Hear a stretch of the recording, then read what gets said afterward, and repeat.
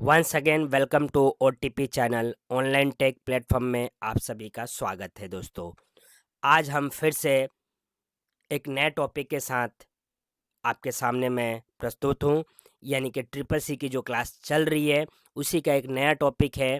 इससे पहले हमने डिस्कस किया था कंप्यूटर के जनरेशन्स के बारे में। अब नई टॉपिक है कि computer and latest IT gadget, क्योंकि कंप्यूटर जिस तरीके से फिफ्थ जनरेशन में तरक्की कर रहा है उस हिसाब से उसके कुछ लेटेस्ट आईटी गैजेट भी आते जा रहे आए हैं मार्केट में, जिसके बारे में हमें जानना बहुत ज़रूरी है। ठीक है, और बदलाव कैसे इसमें हो रहा है। तो evaluation of computers and it's applications, यानी कंप्यूटर और उनके अनुप्रयोग प्रयोगों का विकास किस तरीके से हो रहा है वो जानते हैं आज हम। कंप्यूटर का आविष्कार आज से लगभग 2000 साल पहले हुआ था, ये हम जानते हैं दोस्तों, पहली क्लास में ही देखा था हमने। जैसे जैसे समय बदला ठीक वैसे वैसे कंप्यूटर का विकास हुआ। शुरुआती दौर में गणना यानी कैलकुलेशन करने के लिए जिस डिवाइस का इस्तेमाल किया जाता था उसका नाम एबेकस था। यानी कि मैंने बताया था, पहले भी क्लास में बताया है कि सबसे पहले कंप्यूटर को इस पर्पज़ से बनाया गया था कि बिजनेस पर्पज़ से और कैलकुलेशन बेस्ड पर्पज़ से बनाया गया था, जो कि एबेकस था पहला। एबेकस एक लकड़ी से बना हुआ कंप्यूटर डिवाइस था जिसमें दो तार लगे होते थे। तार के ऊपर एक वस्तु लगी होती थी जिसे घुमाकर परिणामों को प्राप्त किया जाता था। पहले यांत्रिक कैलकुलेटर का आविष्कार ब्लेज पास्कल द्वारा 1962 ईस्वी में किया गया। इसमें नंबर लगा होता था जिसे डायल करना पड़ता था, लेकिन यह केवल जोड़ने का ही कार्य कर सकता था। फिर वर्ष 1922 में चार्ल्स बेबेज द्वारा पहले डिफरेंस इंजन यानी कि मैकेनिकल कंप्यूटर को विकसित किया गया। तो इस शॉर्ट पैराग्राफ में यही बताया गया कि 2000 पहले कंप्यूटर का विकास हुआ। सबसे पहले कैलकुलेशन बेस्ड कंप्यूटर का विकास हुआ जिसका नाम एबेकस था। फिर उसके बाद धीरे धीरे आगे बढ़े और जैसे जैसे बढ़ते गए तो कैलकुलेटर वाला हुआ जिसको ब्लेज पास्कल ने बनाया 1962 में, जिसमें कि आप नंबर घुमाकर मतलब जोड़ने का काम कर सकते थे। फिर 1822 जब 22 आया तब चार्ल्स बेबेज ने एक मैकेनिकल बेस से कंप्यूटर मतलब कि कैलकुलेटर बनाया उन्होंने। फिर उसी का डिफरेंस इंजन बनाया, फिर उसके बाद डिफरेंस इंजन के बाद एक कैलकुलेटर बनाया, तभी उनको फादर ऑफ कंप्यूटर कहा गया। ठीक है, तो अब वर्ष जब 1876 ईस्वी में अलेक्जेंडर ग्राहम ने टेलीफोन का आविष्कार किया। ये बात याद रखना है कि 1876 में अलेक्जेंडर बेल ने किसका टेलीफोन का आविष्कार किया। वर्ष 1886 में विलियम्स वारोग ने यांत्रिक गणना मशीन को विकसित किया। यांत्रिक गणना मशीन को विकसित किया मतलब कि एक इंजन बनाया जो कि यांत्रिक मतलब कि ये यंत्रों को मापने के चीज़ों जो मापने से रिलेटेड चीज़ हैं उनको मतलब कि गणना करने में सक्षम थी, जैसे भारतीय टेम्परेचर मापना या मौसम का अनुमान लगाना। ये तो इन्होंने 1986 में बनाया। फिर 1931 में जर्मनी के कोनार्ड ज्यूस ने सबसे पहला कैलकुलेटर बनाया। 31 के अंदर क्या हुआ, पहला कैलकुलेटर बना। ठीक है, ये गैजेट्स के बारे में हम जान रहे हैं दोस्तों, तो ये याद रखना पड़ेगा आपको, कभी पूछा जा सकता है कि इसमें क्या कहते हैं एमसीक्यू के अंदर कि कौन सी चीज़ कब बनी, किसने बनाया। तो 1931 में जर्मनी के कोनार्ड जूस ने सबसे पहला कैलकुलेटर बनाया। 1940 आते आते टेलीफोन में रंगीन यानी कि कलर प्रसारण शुरू हुआ। यानी टेलीफोन को अलेक्जेंडर बेल ने तो बना दिया, लेकिन 40 तक आते आते इसमें क्या हुआ, कलर यानी प्रसारण होने लगा। 1948 यानी कि आज़ादी के बाद आते आते में आईबीएम के द्वारा इलेक्ट्रॉनिक कैलकुलेटर का निर्माण किया गया। कब, आईबीएम एक इंटरनेशनल बिजनेस मशीन यानी कि एक कंपनी है जिसने 1948 आते आते इलेक्ट्रॉनिक कैलकुलेटर का निर्माण कर दिया। फिर वर्ष 1953 में पहला हाई स्पीड प्रिंटर विकसित किया गया था। पहला प्रिंटर कब बना, 1953 में बना, पहला हाई स्पीड प्रिंटर बना हमारा। यानी कि 1950 में हमारा संविधान लागू हुआ था, उसके 3 साल बाद हमारे के याद रखना होगा आपको दोस्तों इस तरीके से कि 3 साल बाद क्या हुआ कि हाई स्पीड प्रिंटर का विकास हुआ। फिर 53 के बाद 1958 यानी 7 साल 5 साल बाद क्या हुआ, 58 में सबसे पहले इलेक्ट्रॉनिक कंप्यूटर का आविष्कार किया गया। यानी कि इससे पहले जो कंप्यूटर्स थे वो अलग टाइप के थे, लेकिन इलेक्ट्रॉनिक कंप्यूटर का आविष्कार 1958 के अंदर किया गया। फिर वर्ष 1968 आते आते में पहले मिनी कंप्यूटर यानी कि PDP 8 को विकसित किया गया, पहला मिनी कंप्यूटर का, यानी कि जो कि छोटे होते थे। ठीक है। 1972 में INTEL ने माइक्रो प्रोसेसर का निर्माण किया, यानी कि कंप्यूटर के अंदर जो प्रोसेसर का प्रक्रिया शुरू हुआ 1972 के बाद प्रोसेसर यूज़ होना शुरू हुआ। इंटेल ने पहला प्रोसेसर अपना निर्माण किया। फिर 1972 के बाद 1977 में एप्पल ने पर्सनल कंप्यूटर का निर्माण किया। एप्पल कंपनी ने फिर अपना एक पर्सनल कंप्यूटर का निर्माण कर दिया। कब? 1977 आते आते। 72 में तो इंटेल ने प्रोसेसर का कर दिया।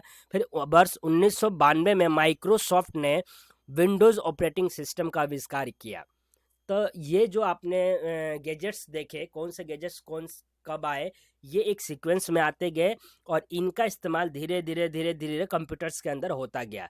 तो जब एप्पल ने पर्सनल कंप्यूटर किया तब माइक्रोसॉफ्ट ने 1992 में पहला विंडो ऑपरेटिंग सिस्टम का आविष्कार कर और मार्केट में लॉन्च किया, जिसके वजह से आज माइक्रोसॉफ्ट का ही विंडोज़ का इस ऑपरेटिंग सिस्टम के तौर पे इस्तेमाल किया जाता है कंप्यूटर्स के अंदर। ठीक है दोस्तों, तो इस तरीके से जो है कंप्यूटर्स के अलग अलग गैजेट अलग अलग वर्ष में अलग अलग हमारे इंजीनियर्स या साइंटिस्ट के द्वारा निर्माण किया गया। जैसे जैसे वो निर्माण होते गए उनको धीरे धीरे उसको एक जगह यानी कि एक ही मशीन यानी कि लैपटॉप, कंप्यूटर, डेस्कटॉप के अंदर फिट किया जाता रहा और उसको और छोटा से छोटा और मतलब कि हाई स्पीड यूजेबल बनाया गया। अब आगे इसके कुछ आईटी गैजेट्स बने और उनका एप्लीकेशन क्या था, यानी उनका उपयोग क्या था, उसके बारे में जानते हैं दोस्तों। कुछ आईटी गैजेट्स यहाँ पर बने और उनका यूज़ के बारे में अब हम देखेंगे कि उनका यूज़ किस प्रकार से किया गया। ठीक है दोस्तों, तो आईटी गैजेट्स की बात करें एंड देन एप्लीकेशन, तो एक आईटी डिवाइस सूचना और संचार प्रौद्योगिकी के लिए प्रयोग किया जाता है। आईटी गैजेट ऐसे डिवाइस होती है जो इंफॉर्मेशन टेक्नोलॉजी के आधार पर बनती है और कार्य करती है, जिसमें हम सभी के कार्य इजी और फास्ट हो जाता है। वो सभी डिवाइस आईटी गैजेट कहलाते हैं।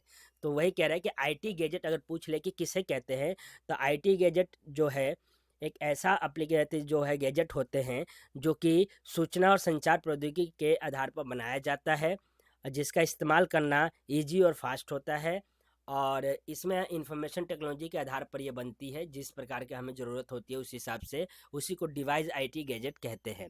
नवीनतम आईटी गैजेट और उनके उपयोग में जैसे कि स्मार्टफोन है, टैबलेट है, डिजिटल टीवी है, अन्य रोबोट आधारित तकनीक शामिल है। हमारे दैनिक जीवन में आईटी के समावेश ने लगभग सभी चीज़ों को बदल दिया है। हम व्यक्तिगत और व्यावसायिक दोनों स्तरों पर कैसे बातचीत करते हैं, हम उस तरह के अध्ययन नहीं करते जैसे हम करते थे। जैसे हम काम करते थे अब वैसा नहीं करते। आईटी डिवाइस हमारे जीवन में लगातार क्रांति ला रहे हैं। कंप्यूटर प्रौद्योगिकी अनुप्रयोग अब मानव द्वारा किए गए सैकड़ों कार्य करते हैं। यानी कि पहले जैसे कि हम कोई भी काम अगर करते थे तो या तो उसका कुछ सपोज कीजिए कि हमें कुछ काम किसी का हिसाब किताब ही लिखना है तो हम कहाँ लिखते थे, उसको हम एक नोटबुक बनाते थे, उसके अंदर लिखते थे। लेकिन आज वहाँ पर स्मार्टफोन, टैबलेट, ये सारी चीज़ें आ गई हैं जिसके वजह से वो सारे काम हम इन आईटी गैजेट्स के हेल्प से इन आईटी गैजेट में ही कर रहे हैं। अब बहुत तेज़ी से कर पा रहे हैं, टाइम भी बच रहा है, इसलिए हम उस कार्य को छोड़ चुके हैं जो पहले करते थे और आज हम आईटी गैजेट्स के अपनाकर और उसके साथ चल रहे हैं, क्योंकि बहुत तेज़ी से आईटी गैजेट्स मार्केट में आज अलग अलग प्रकार के आते जा रहे हैं। आज भोजन लेने के लिए पहले हम ढाबे पर जाते थे या होटल्स पर जाते थे, लेकिन आज हम घर बैठे ऑनलाइन मंगा लेते हैं किसी भी चीज़ को, या कोई सामान भी हो वो भी मंगा लेते हैं। क्यों? क्योंकि आईटी गैजेट्स इतने आज आ गए हैं मार्केट में। तो यहाँ आईटी गैजेट कुछ सूची है, उसको एक बार देखते हैं कि आईटी गैजेट सूची में क्या क्या यहाँ पर दिया गया है। तो जैसे कि स्मार्ट वॉच 360, PDA यानी कि personal digital assistant, drone camera, pen with camera, TV, mobile, laptop, tablet, desktop, Google glasses, ये सारे जो आईटी गैजेट्स हैं ये आज मार्केट में, इसके अलावा और भी बहुत सारे आईटी गैजेट्स मार्केट में अवेलेबल है, जिसका इस्तेमाल कर हम अपने काम को आसान कर पा रहे हैं और बहुत आसानी से करते हैं और बहुत फास्ट और बहुत तेज़ी से कार्य को कर पा रहे हैं। लेकिन हम फिजिकली, एक तरीके से कहा जाए तो हम शारीरिक रूप से कार्य को करना छोड़ते जा रहे हैं और इन आईटी गैजेट्स पर निर्भर हो गए हैं और इसके द्वारा कर रहे हैं। तो मेरा एक सुझाव भी है कि हमें, ठीक है, आईटी के साथ चलना है, टेक्नोलॉजी के साथ बढ़ना है, लेकिन फिजिकल एक्टिविटीज़ को आपको नहीं छोड़ना चाहिए, उसको भी अपने दैनिक जीवन में इस्तेमाल करते रहना है ताकि आप स्वस्थ रहें, और स्वस्थ रहेंगे तभी कुछ कर पाएंगे। ठीक है दोस्तों, तो यहाँ जो आईटी गैजेट्स के नाम दिए थे उनके कुछ पिक्चर्स यहाँ पर दिए गए हैं। ये ड्रोन है, जैसे कि ये मोबाइल है, कंप्यूटर है, लैपटॉप है, ये डिजिटल पेन है, घड़ी है, ये जो सन ग्लासेस की बात हो रहा था, गूगल ग्लासेस है। इस तरीके से ये सारे गैजेट्स के कुछ एग्जाम्पल हैं। तो यहाँ आज की क्लास दोस्तों यहीं समाप्त करते हैं और नेक्स्ट क्लास में नेक्स्ट यानी न्यू टॉपिक के साथ आपके सामने आऊँगा। CCC की क्लास इसी प्रकार कंटिन्यू चलती रहेगी जब तक ये सिलेबस पूरा नहीं होता, और मैं पूरा सिलेबस आपको फ्री ऑफ कॉस्ट करा रहा हूँ और कराता रहूँगा। पूरा सिलेबस कराने के बाद आपको प्रैक्टिस भी करवाऊँगा क्वेश्चनों की, ताकि आप कहीं भी एग्ज़ाम नीलेट, अगर नीलेट से सर्टिफिकेट लेना चाहते हैं तो आप एग्ज़ाम फॉर्म भरिए उसका और एग्ज़ाम देकर सर्टिफिकेट आप ले सकते हैं। ठीक है, तो इस प्रकार से आज की क्लास यहाँ समाप्त होती है।